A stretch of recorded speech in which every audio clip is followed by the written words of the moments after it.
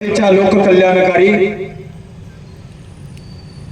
हिंदवी स्वराज्याचे निर्माते छत्रपती शिवरायांना, छत्रपती धर्मवीर शंभूराजांना मानाचा मुजरा करून आजच्या या भाषणाला मी या ठिकाणी सुरुवात करतो। बांधवांनो, आज मी व्याख्यान देण्याकरता तुमच्या समोर आलो नाही, कीर्तन करण्याकरता अथवा प्रवचन करण्याकरता तर मुळीच आलो नाही, पण मराठा आरक्षणासाठी जनजागृती करण्यासाठी मी तुमच्या समोर आलोय। ही जनजागृती करण्याचं काम मनोज जरांगे पाटील नावाच्या मराठ्यांच्या योद्ध्याच्या मुळे माझ्यासारख्या सर्वसामान्य मराठा तरुणाला मिळालं, हे माझं मी भाग्य समजतो। गेल्या वर्षांपासून मराठा आरक्षणाचा लढा हा प्रलंबित आहे। वर्षानुवर्षापासून मराठा समाजाची तरुणी बांधपोर, मराठा समाजाचे अनेक क्रांती होते, मराठा समाजाला आरक्षण मिळावं, आरक्षणाच्या माध्यमातून न्याय मिळावा, यासाठी आपल्या आयुष्यातले अनेक वर्ष खर्च घालतायत। आणि गेल्या अनेक वर्षानंतर मराठा समाजाला चांगलं नेतृत्व मिळालं मनोज जरांगे पाटलाच्या रूपानं, आणि त्याच मनोज जरांगे पाटलांना समर्थन देण्यासाठी, पाठिंबा देण्यासाठी पाथरी तालुक्यातील सकल मराठा समाज बांधवाच्या वतीनं आयोजित करण्यात आलेले हे साखळी उपोषण, आणि या साखळी उपोषणामध्ये ज्यांच्या माध्यमातून तुम्हा सगळ्यांच्या समोर मला ही सेवा करण्याची संधी मिळते, सकल मराठा समाज बांधव किन्होळा या गावकऱ्यांच्या वतीने मी तुमच्या सगळ्यांच्या समोर उभा आहे। बांधवांनो, मराठा समाजाला न्याय मिळावा, महाराष्ट्रातील कोट्यावधी मराठ्यांची वर्षानुवर्षापासूनची इच्छा, समाजाला न्याय मिळावा यासाठी आतापर्यंत अनेकांनी या महाराष्ट्रामध्ये संघर्ष करण्याचं काम केलेलं। अण्णासाहेब पाटील नावाच्या मराठा समाजाच्या आमदारांनी ठरवलं, माझ्या मराठा समाजाला न्याय मिळाला पाहिजे, माझ्या मराठा समाजाला आरक्षण मिळालं पाहिजे, आणि अण्णासाहेब पाटलांनी उभ्या हयातीमध्ये मराठ्यांच्या पोरांचे संघटन करण्याचं काम केलं। मराठा महासंघाच्या माध्यमातून मोठी संघटना तयार केली आणि मराठ्यांच्या पोराला एकजूट करण्याचं काम केलं। उद्देश एकच, मराठ्यांनी संघटित व्हावं, मराठ्यांना न्याय मिळावा, मराठ्यांना आरक्षण भेटावं।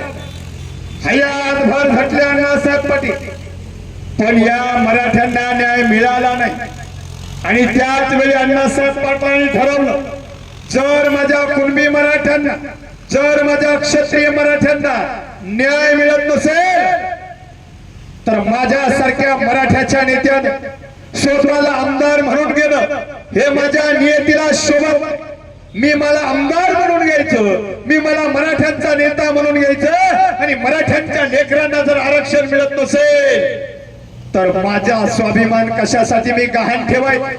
आणि अण्णासाहेब पाटलांनी शपथ घेतली, जोपर्यंत माझ्या समाजाला न्याय मिळत नाही तोपर्यंत मी शेवटपर्यंत समाजासाठी लढेल, आणि मराठा तरुणांना एकत्रित केलं आणि एके दिवशी तर शपथ घेतली, जोपर्यंत माझ्या मराठा तरुणांना न्याय मिळत नाही तोपर्यंत मी फक्त आणि फक्त समाजासाठी लढणार। पण एक वेळ अशी आली, समाजासाठी मरण्याचं ठरवलं अण्णासाहेब पाटलांनी। उद्या सकाळच्या सूर्योदयापर्यंत जर माझ्या मराठ्यांना आरक्षण मिळालं नाही तर हा अण्णासाहेब पाटील उद्या सकाळचा सूर्योदय पाहणार नाही, आरक्षण मिळालं नाही। अण्णासाहेब पाटलांनी स्वतःच्या डोक्यात गोळी झाडून आत्महत्या केली। हे मराठा आरक्षणासाठीचं पहिलं बलिदान होतं बांधवांनो, हे पहिलं बलिदान आपल्याला अजिबात विसरून चालणार नाही। अण्णासाहेब पाटलांनी आत्महत्या केली, सुशिक्षित बेरोजगार होते आणि त्यामुळे नोकरी मिळाली नाही म्हणून आत्महत्या अण्णासाहेब पाटलांची नव्हती, शेती पिकली नाही, कर्जबाजारी झाले म्हणून आत्महत्या अण्णासाहेब पाटलांची नव्हती, तर माझ्या गरीब मराठ्यांच्या पोरांना न्याय मिळत नसेल तर माझ्या सारख्या मराठ्याच्या आमदारानं कशाला हा स्वाभिमान फुकटचा मिरवायचा आणि हा स्वाभिमान गहाण ठेवायचा नाही. आणि अण्णासाहेब पाटलांनी आरक्षणासाठी बलिदान दिलं. गोर गरीब मराठ्यांच्या न्यायासाठी अण्णासाहेब पाटील हे आरक्षणासाठी बलिदान देणारे मराठ्यांचे पहिले क्रांतियोद्धे ठरले. अरे मराठ्याच्या हाताच्या एका तरी आमदारानं अण्णासाहेब पाटलाचा आदर्श घेणं गरजेचं आहे. अण्णासाहेब पाटलांनी मराठ्यासाठी आत्महत्या केली, बलिदान दिलं. तुम्ही बलिदान नका देऊ पट्टे हो. कमीत कमी विधान भवनात आरक्षणाची बाजू तरी भक्कमपणे मांडा. आणि जर तुम्ही मांडत नसाल तर आम्हाला शंका आहे तुमचं रक्त मराठ्याचं आहे की नाही. आम्हाला शंका आहे, शंका. पिढ्या मराठ्यांच्या लोकांनी तुम्हाला मोठं करण्याचं काम केलं आणि तुम्ही मराठ्यांच्या बाबतीत तोंडातून एक शब्द करायला तयार नाही. 50 वर्ष शरद पवारांनी राजकारण केलं, आरक्षणाच्या बाबतीत एक शब्द उच्चारला नाही. आरक्षण देऊन मराठ्यांना न्याय शरद पवारांना 50 वर्षात देता आला नाही. नुसतं मराठ्यांच्या मताचा वापर करून घेतला आणि स्वतःची राजकीय पोळी भाजवली. अनेक पक्षांनी मराठ्यांचं मातेरं करण्याचं काम केलं.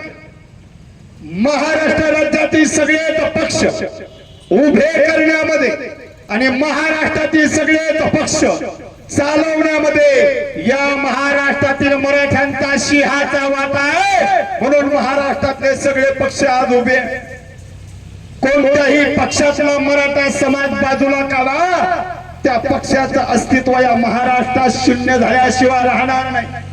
राष्ट्रवादी पक्ष मराठ्यांनी मोठा केला, काँग्रेस पक्ष मराठ्यांनी महाराष्ट्रात मोठा केला, शिवसेना पक्ष महाराष्ट्रात मराठ्यांनी मोठा केला, भाजपा पक्ष महाराष्ट्रात मराठ्यांनी मोठा केला, मनसे नावाचा पक्ष महाराष्ट्रात मराठ्यांच्या पोरांनी मोठा केला. उरले सुरले ते आता गुलाबी झेंडेवाला आलंय, KCR BRS. राहिलेली पोरं त्याच्यातही चालले. म्हणजे महाराष्ट्रात राज्य करणाऱ्या, महाराष्ट्रात विरोधी पक्षात राहणाऱ्या सगळ्यात पक्षाला मोठं करण्याचं काम मराठ्यांनी केलं. हे नुसते पक्ष सांगितले मी, गटन तट कितीकच आहेत.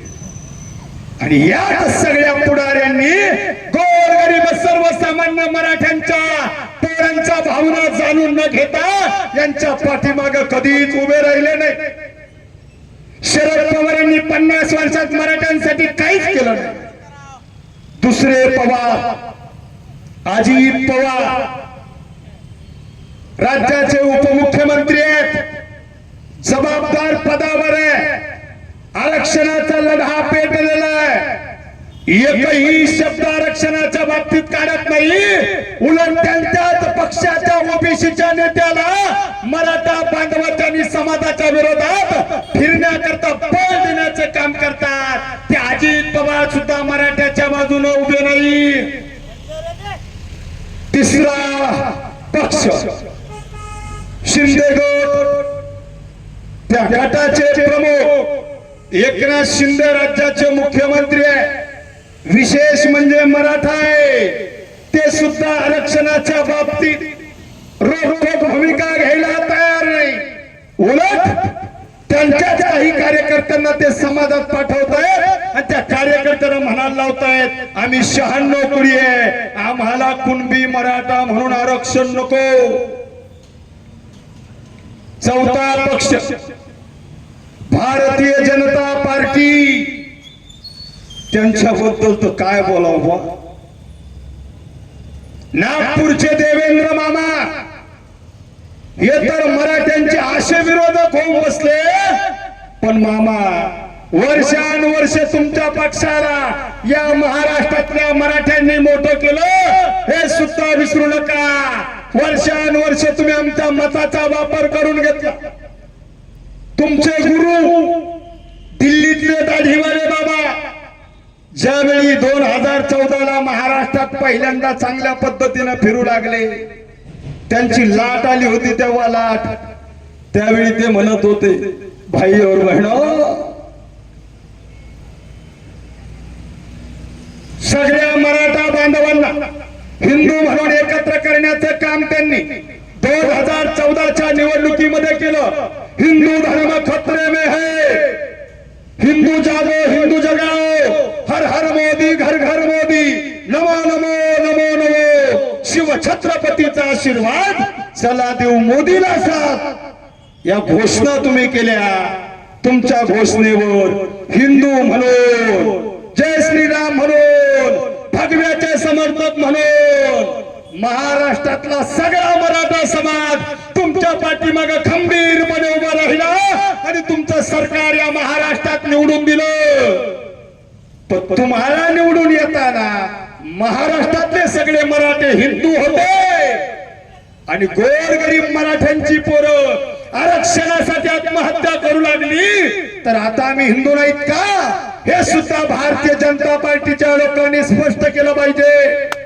फक्त आमच्या मताचा वापर करता तुम्ही आणि आमची पोरं मरायला लागली तर आमच्याकडे दुर्लक्ष करण्याचं काम केलं. अण्णासाहेब पाटील नावाच्या मराठ्याच्या योद्ध्यानं आत्महत्या केली तरी मराठा समाजाला न्याय मिळाला नाही. त्यानंतर अण्णासाहेब जावळे पाटील, देवीदासजी ओरजे सर, विनायकजी मेटे साहेब, संजयजी सावंत, मराठा समाजाच्या अनेक योद्ध्यांनी समाजाची जागृती करण्याचं काम केलं, समाजाला एकसंघ करण्याचं काम केलं. आरक्षण मराठ्यांना मिळावं यासाठी हयातभर झटत राहिले. म्हणून तर मराठा आरक्षणाच्या मिटिंगला जाताना मेटे साहेबांचं अपघाती निधन झालं. अरे आमची माणसं आरक्षणासाठी योद्धे जीवाचं रान करत होते, त्यांचं आयुष्य संपलं पण तरी आमच्या मराठ्यांना न्याय मिळाला नाही. मराठा आरक्षणाचं घोंगडं तसंच भिजत राहिलं. अनेक वर्षाचा काळ मध्ये गेला आणि मध्ये याच शिवछत्रपतीच्या महाराष्ट्रात अहमदनगर जिल्ह्यातील कर्जत तालुक्यातील कोपर्डी या ठिकाणी एक दुर्दैवी घटना घडली. या घटनेनं संपूर्ण देश हळहळून गेला होता. कोपर्डीतल्या श्रद्धा बबनराव सुद्रिक नावाच्या ताईवर काही नराधमांनी अन्याय अत्याचारांनी बलात्कार करून तिची निर्घृणपणे हत्या करण्यात आली. आरोपीला अटकही करण्यात आली आणि याच घटनेचं दुःख आणि याच घटनेच्या निषेधार्थ महाराष्ट्रातील विखुरलेला लाखो मराठा एकत्र आला आणि प्रत्येक जिल्ह्याच्या ठिकाणी मराठ्यांनी मोर्चे काढले. घटनेचं दुःख व्यक्त करायचं होतं म्हणून मराठ्यांनी मोर्चे काढले शांततेच्या मार्गानं. कुणालाही बोलायचं नाही, कोणत्याही घोषणा करायच्या नाही, फक्त एकजूट दाखवून निषेध करायचा. म्हणून त्या मोर्चाला नाव दिलं मराठा क्रांती मूक मोर्चा. लाखो मराठे एकत्र जमले. मोर्चात अनेक मागण्या मराठ्यांच्या होत्या पण दोन मुख्य मागण्या. मागणी क्रमांक 1, कोपर्डीतील श्रद्धाताईवर बलात्कार करणाऱ्या बलात्काऱ्यांना फाशीची शिक्षा देण्यात यावी. आणि मागणी क्रमांक 2, मराठा समाजाची आरक्षणाची मागणी तात्काळ पूर्ण करण्यात यावी. कोपर्डीतल्या श्रद्धाताईवर बलात्कार करणाऱ्या आरोपींना अटक करण्यात आली. सरकारनं त्यांना फाशी दिली नाही, जेलमध्ये पोहोचवण्याचं काम केलं. अरे बलात्काराला फाशी द्यायला सरकारला लाज वाटली की काय, म्हणून पोहोचवण्याचं काम सरकारने केलं. सरकारला लाज नाही वाटली. अखेर त्या बलात्कार करणाऱ्या बलात्काराला लाज वाटली आणि त्यानं स्वतः लाज वाटली म्हणून जेलमध्ये स्वतः फागळ फास घेऊन आत्महत्या केली आणि सरकारला सुद्धा लाजवेल असं कृत्य घडलं. मागणी क्रमांक 2, मराठ्यांना आरक्षण देण्यात यावं. मराठ्यांना आरक्षण दिलं नाही. तत्कालीन सरकारनं मराठ्यांना फक्त गाजर दाखवण्याचं काम केलं आणि मराठ्यांचे लाखोचे मूक मोर्चे काही दलाल समन्वयकांनी आपल्या समाजात जन्मलेल्या दलालांनी सरकार दरबारी मॅनेज हो मोडीत काढण्याचं काम केलं. लाखोच्या संख्येने जमलेल्या सकल मराठा समाज बांधवाच्या मोर्चाचा तीळ मात्र फायदा झाला नाही. आंदोलन थोडस शांत झालं, पण थांबतील ते मराठे कसले. मराठ्यांनी पुन्हा एकजूट करायला सुरुवात केली. एकजूट आता विखरू द्यायची नाही. आता मराठ्यांना थांबायचं नाही म्हणून मराठे पुन्हा एकदा एकवटले आणि पुन्हा मोर्चा निघाला. मराठा क्रांती ठोक मोर्चा या नावाने. ठोक मोर्चा हा नावाला ठोक मोर्चा होता, पण कुठल्याही ठोक मोर्चात कोणत्याही जिल्ह्यात मराठ्याच्या कोणत्याही पोरानं हातात काठी घेतली नाही, हातात दगड घेतले नाही, हातात काडी पिटी घेतली नाही आणि शांततेच्या मार्गाने मराठ्यांनी मोर्चे काढले. अरे मराठा समाज हा शिस्तप्रिय आहे, मराठा समाज हा शांतता प्रिय आहे, मराठा समाज हा संयमी आहे, मराठा समाज हा घटना मानणार आहे, मराठा समाज हा संविधान मानणार आहे. म्हणून मराठ्यांनी आतापर्यंत 58 मूक मोर्चे लाखोच्या संख्येने जमून काढले, पण एखादा वाईट शब्द मराठे कुणाला बोलले नाही. लाखो मराठे जमले, पण लाखो मराठ्यांच्या गर्दीतून अँब्युलन्स गाडी एका मिनिटात बाहेर पडत होती. ही शिस्त मराठ्यांनी जगाला दाखवून दिली आणि मराठा समाज हा शिस्तबद्ध आहे हे पुन्हा एकदा सिद्ध करून दाखवलं. खरं मराठा समाज हा घटना मानतो, कारण आमच्या बाबासाहेबांनी आमची घटना लिहिताना स्पष्टपणे लिहिलं की भारताची राज्यघटना लिहिताना मला फारसे कष्ट पडले नाही, कारण माझ्या डोळ्यासमोर छत्रपती शिवरायांचं स्वराज्य होतं. आमच्या बाबासाहेबांनी आमच्या शिवरायांना आदर्श मानून जर घटना लिहिली असेल तर या मराठ्यांची पोरं त्या घटनेचा आदर सन्मान करणार. आम्हाला कुणी घटना शिकू नका. बाबासाहेबाला आम्ही आमचा बाप मानतो आणि छत्रपतीला आम्ही आमच्या बापाचा बाप म्हणजे आजोबा मानतो, हे सुद्धा विसरू नका.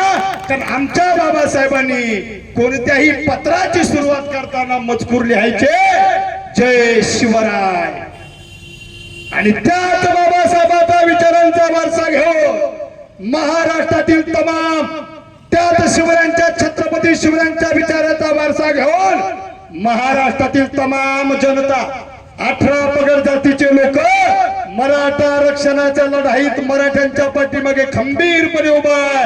हा शिवछत्रपतीचा ज्वलंत विचार आजही या महाराष्ट्रामध्ये जिवंत आहे, हे सुद्धा विसरता कामा नये. अण्णासाहेब पाटलाच्या बलिदानानंतर मूक मोर्चे ठोक मोर्चे झाले तरी आरक्षण मिळालं नाही. आता मात्र मराठ्यांची पोरं दुःखी झाली. आम्हाला चांगले मार्क पडून नोकरी मिळत नसेल आणि दुसऱ्या समाजाच्या आमच्या मित्राला कमी मार्कावर जर नोकरी लागत असेल तर या देशात समता शिल्लक आहे का? या देशात गुणवत्तेला काही महत्व आहे का? या देशात चतुराईला हुशारीला काही महत्व आहे की नाही? याच दुःखातून मराठ्यांची लेकरं उद्विग्न झाली आणि उद्विग्नतेतून आरक्षणा अभावी नोकरी गमावलेल्या मराठ्यांच्या लेकरांनी आत्महत्या करण्यासारखं टोकाचं पाऊल उचललं. 42-43 आत्महत्या मराठा क्रांती मोर्चानंतर झाल्या.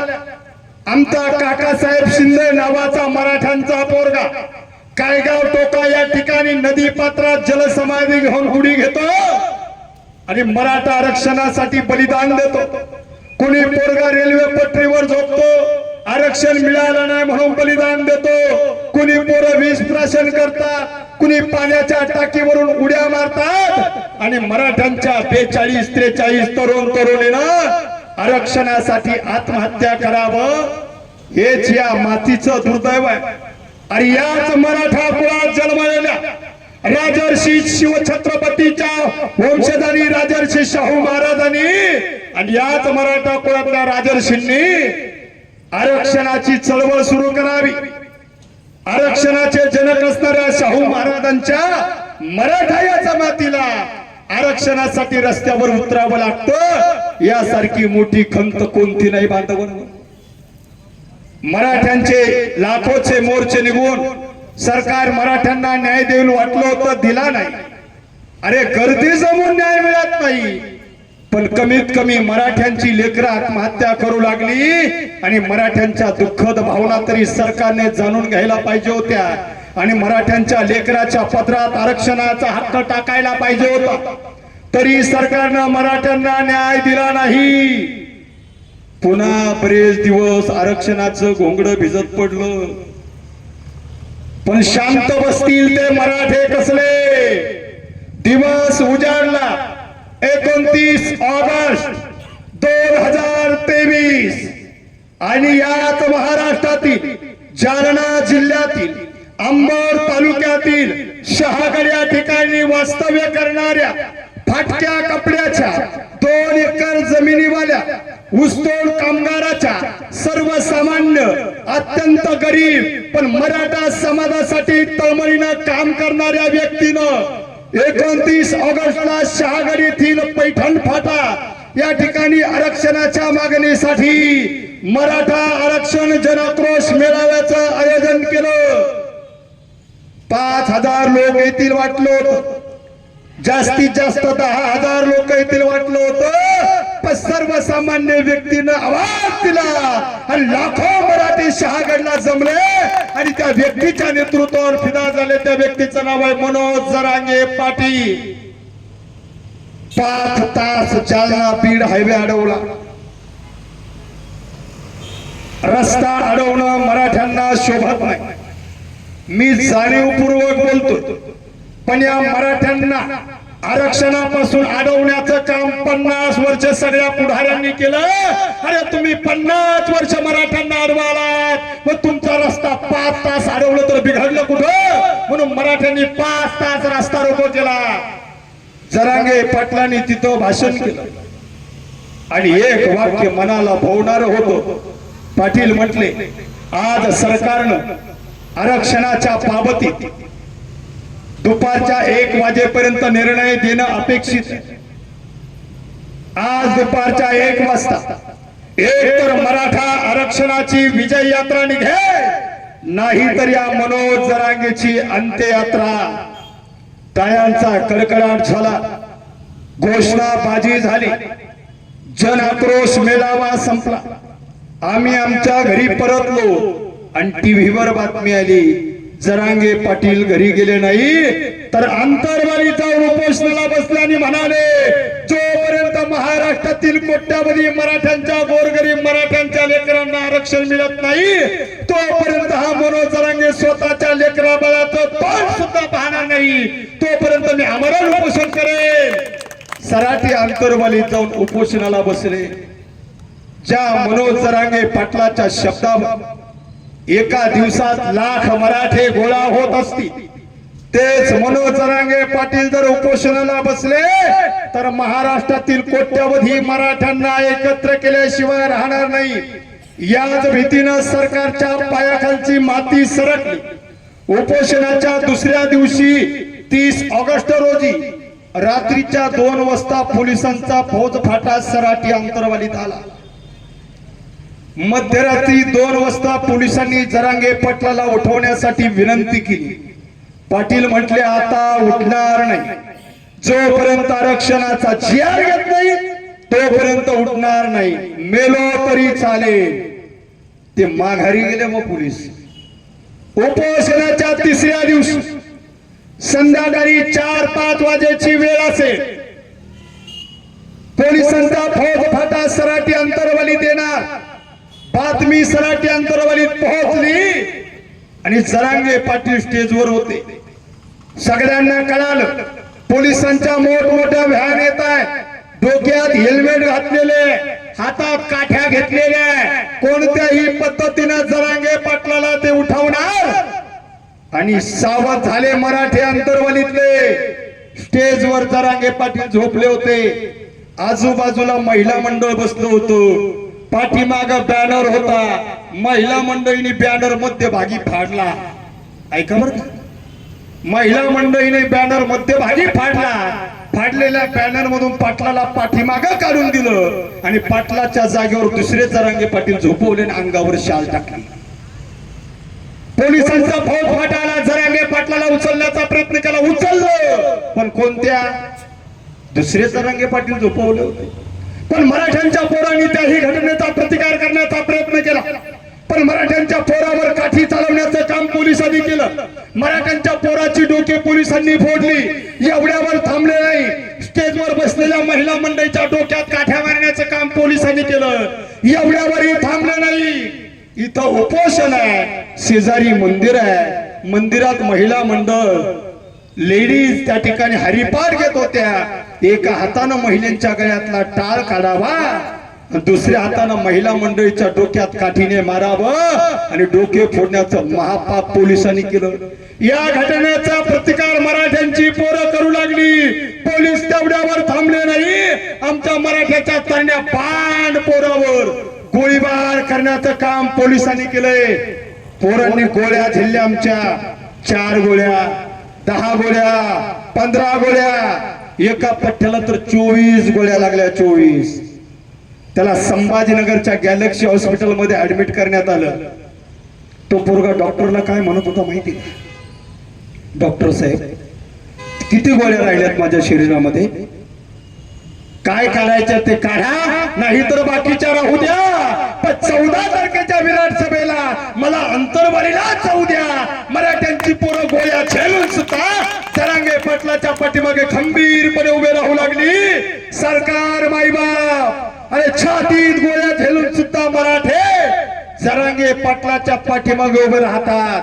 आमचे पोरं आता क्रांतिकारी झालेत. आता मराठ्याच्या संयमाचा अंत पाहू नका. ती घटना दुर्दैवी घडली, लांब गेले तिकडं. ते पोलिसांनी विचार केला, बा जरांगे पाटील एवढे शांत कस काय झोपले. अंगावरची शाल काढली, दुसराच पठ्ठ्या निघाला. पोलिसांना वाटलं जरांगे पाटलाने आपला धड. पोलिसांनो, तुम्ही पोलीस असाल. 350 वर्षापूर्वी शिवछत्रपतींनी राबवलेला शिवकाळातला गनिमी कावा या महाराष्ट्रातल्या मराठ्यांच्या महिला मंडळी दाखवून दिला. छत्रपतीचा गनिमी कावा चांगल्या चांगल्यांना कळला नाही, तुम्हाला काय कळणार. आणि जरांगे पाटलाचं उपोषण उठवण्यापासून थांबवलं. पण सरकारचा उलटा खेळ झाला बुवा. करायला गेले एक आणि झालं दुसरंच. करायला गेले गणपती, झाला मारुती. उपोषण मोडीत न निघता 1000 पटीनं पेटून उठलं. आणि याच लाठी हल्ल्यामुळे सराटी अंतरवाली सारख्या खेडेगावात चाललेलं उपोषण क्षणार्धात महाराष्ट्राच्या कानाकोपऱ्यात म्हणून जरांगे पाटील आणि सराटी अंतरवाली हे नाव पोहोचलं. आणि याच लाठी हल्ल्यामुळे महाराष्ट्रातील लाखो मराठे सराटी अंतरवालीच्या दिशेने येत होते आणि जरांगे पाटलांना आपला भक्कम पाठिंबा देत होते. मी ज्या दिवशी पाटलांना भेटायला गेलो, सराठी अंतरवालीत निघालो असताना 3 किलोमीटरवर मला माझी गाडी लावावी लागली. गाडीतून खाली उतरलो. 3 किलोमीटर लोकांच्या गर्दीतून निघालो होतो. ती गर्दी पाहिली, गाड्यांची ट्रॅफिक पाहिली आणि विचार केला, आपण जायला तर अंतरवालीला निघालो होतो, पण गर्दी पाहून वाटलं आपण पंढरपुरात आलो की काय. अरे सराठी अंतरवाली मराठ्यांचं पंढरपूर बनली होती आणि मनोज जरांगे पाटील मराठ्यांचे पांडुरंग बनले होते. आणि त्याच वेळी महाराष्ट्रातील मराठ्यांचा वाढता पाठिंबा सरकारनं पाहिला. सरकारला वाटलं आता यांच्या नादाला न गेलेलो बरोबर. आमरण उपोषण आहे, 8 दिवसात सोडून देतील. 8 दिवस झाले उपोषण सोडायला पठ्ठ्या तयार नाही. 10 दिवस झाले उपोषण सोडलं नाही. 12 दिवस झाले उपोषण सोडलं नाही. 14व्या 15व्या दिवशी तर सलाईन बंद केल्या, पाणी पिणं बंद केलं. आणि 15व्या दिवशी सरकारच्या पायाखालची माती सरकली आणि सरकारनं विचार केला, नुसता लाठी हल्ला झाला तर महाराष्ट्रातले लाखो मराठे इथं जमले. या माणसानं सलाईन बंद केली, या माणसानं पाणी पिणं बंद केलं.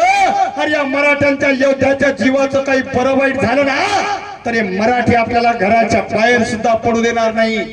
सरकारनं याच भीतीपायी उपोषणाच्या 15व्या दिवशी राज्याच्या मुख्यमंत्र्याचा फोन जरांगे पाटलांना आला